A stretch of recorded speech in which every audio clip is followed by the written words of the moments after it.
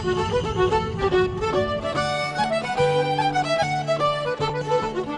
gift of gab that I will reference in a couple of seconds' time, it will help you to grow your business and be more productive. Now, as you're probably aware, the Irish are famous for the gift of gab, which some people say is our ability to spew out voluminous torrents of words without pausing for breath.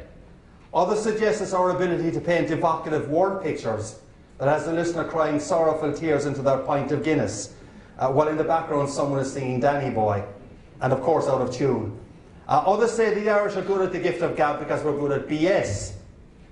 Now, as I come from a marketing background, and BS to me means breakthrough strategy, I'm okay with that. But the gift of gab that I would like to speak to you about this morning that will help you to grow your business and improve teamwork and productivity is GAB as an acronym for Goals, Attitude, Behaviour.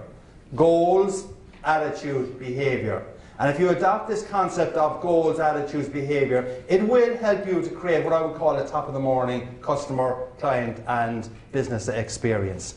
So, goals, attitudes, behaviour. Surprise, surprise, the Irishman will start with goals, right?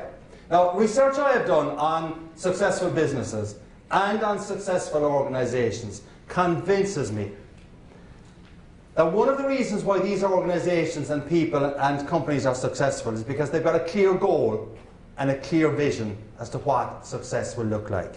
A clear goal and a clear vision as to what success will look like.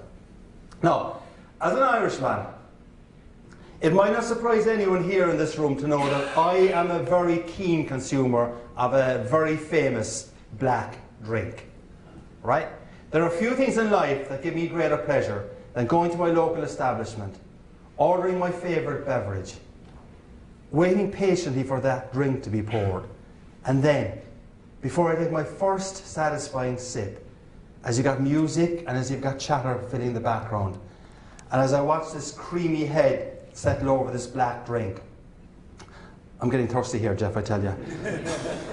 I often ponder and wonder why this drink has become so world famous. And as I'm sure each of you here will appreciate, I am of course speaking about Starbucks coffee. Sorry, have I misled you somewhere? Alright? Alright, now I want to speak about Starbucks for a few minutes though because of Howard Schultz, who is the driving force behind Starbucks. He didn't found the business, but he's the driving force behind Starbucks. And just over 25 years ago, Howard Schultz came to this city, Chicago, to open the first Starbucks unit outside of the Seattle area. And when Howard Schultz was walking the streets of Chicago, just outside there, Michigan Avenue, he extolled what I would call as a clear goal and a clear vision to a business colleague of his that he was with. And he said to that business colleague, he said, in 5 years' time, everyone on this street will be walking around with a Starbucks cup in their hand. In 5 years' time, everyone on this street will be walking around with a Starbucks cup in their hand. Now, Howard Schultz had that clear goal and that clear vision just about one generation ago when hardly anyone in the Chicagoland area would have been aware of Starbucks, when cash was so tight that he was not actually taking any salary out of the business and he was actually sharing a hotel room with that business colleague of his.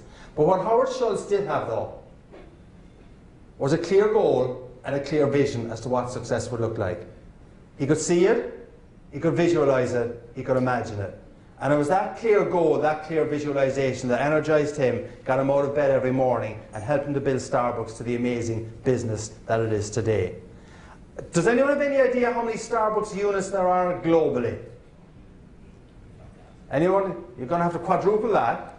Yeah, Ben said 5,000. It's actually about 21,000 now. So I mean, but that's just how large it is that people can't grasp the size of Starbucks. And you know, there's a Starbucks now in every corner. And indeed, Starbucks is now so ubiquitous that the Onion newspaper ran a headline some months back that said, "Next Starbucks unit to open in restroom of Starbucks unit."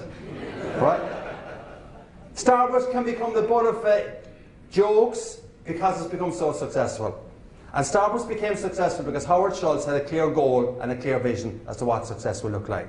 And the question for you, as executives in your organizations and in your companies and associations, the question for you is,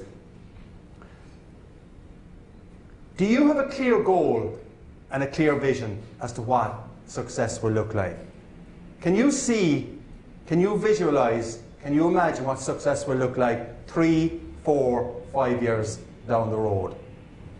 And if you can see and if you can visualize what success looks like 3, 4, 5 years down the road, do you communicate that to your team? Does your team have the same clear vision of what success will look like? And one of the questions that you could ask yourself as you're going home tomorrow or whenever you're heading back out of Chicago is to ask yourself, all right, what is my clear goal and vision? And you've probably got a pretty good idea what it is at your level. But if you go back to your colleagues and you ask them, what is our clear goal and vision? Will you get the same answer?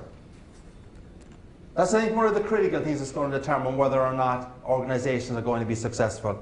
Because it often surprises me that when I'm speaking to associations and corporations, and maybe when I'm doing some prep work with the association or corporation, and I play back what their vision statement is, for instance, and I'm speaking to reasonably senior executives at this level, I often kind of get the comment, well, that's not really what our vision is, or is that our vision?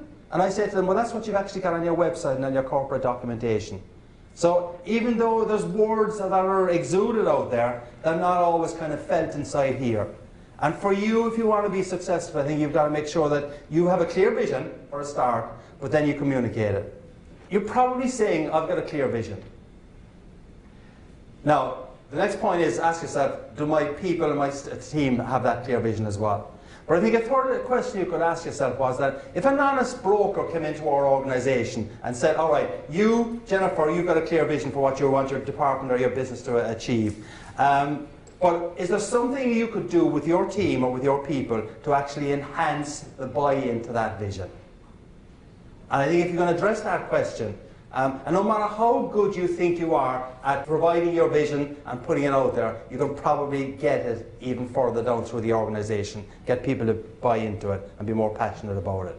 So the question you've got to ask yourself is, 1, do I have a clear goal and vision? 2, do my people understand what that clear goal and vision is? And if they do, then we're on the road to success.